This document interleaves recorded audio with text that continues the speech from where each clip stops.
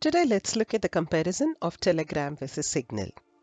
Interestingly, WhatsApp has delayed its plan to implement new rules after massive public outrage. But it's a ticking time bomb and the rules will come into effect knowingly or unknowingly. So, better to move away to other secure messaging apps as in Signal or Telegram. What is common between Signal and Telegram? Both advertise themselves as private and secure. Neither is owned by a big tech company.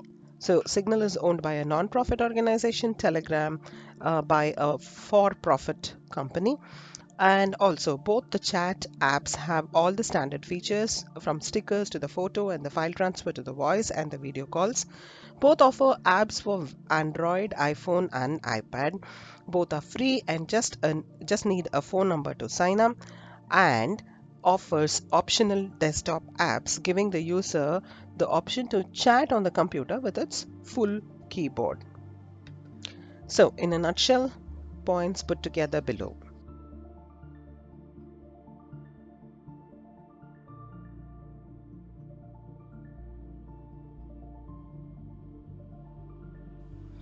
Now, for the differences. So, in Signal, the group members count somewhere up to 1000, and for Telegram, it's 2 lakh. But rest of all the features, if you look at it in Signal, it's not provided, and in Telegram it is. As in, can you mute all the groups by default? Online status, the last seen time, ability to hide the phone number from the message contacts, channel for message broadcast to subscribers, customized username to share instead of number, secret chats, polls, adding chat to home screen of device, editing message after it's sent, deleting message from group administrator. All of this is not possible in Signal, but then it is possible in Telegram. When we set all the features as no in Signal, it does not mean it's not good.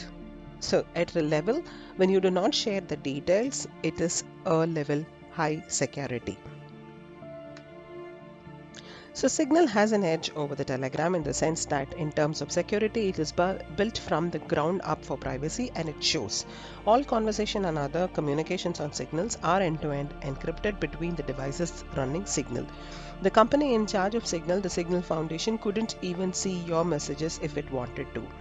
Telegram offers optional end-to-end encryption. You have to start a secret chat. In Signal, everything is a secret chat by default and always. All Telegram messages are encrypted between you and Telegram server, but the company in charge of Telegram could technically view your messages on its server if it liked, unless you start a secret chat. Also, in Telegram, you can't have a secret group chat. You can only get end-to-end encryption in conversations between two people. Unlike Telegram, Signal offers encrypted group chats. For storage, Signal conversations are stored only on your device by default, and in Telegram, they are stored on Telegram servers and can be synchronized between your devices.